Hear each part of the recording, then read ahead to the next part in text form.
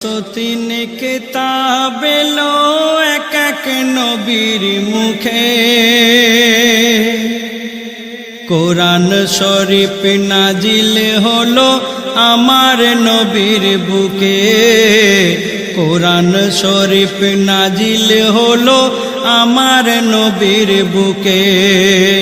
যুগে যুগে যত কিতাব নাজিল হয়েছিল, ওগো যুগে যুগে যত কিতাব নাজিল হয়েছিল, আমার নবী আসার পরে সবই বাতিল হলো। কোন নবী কিতাব আসবে না আর এ কথা যে নির্ভুল। প্রথম নবী হযরত আদম, শেষ মুহাম্মদ রাসূল। আলিফ নূরে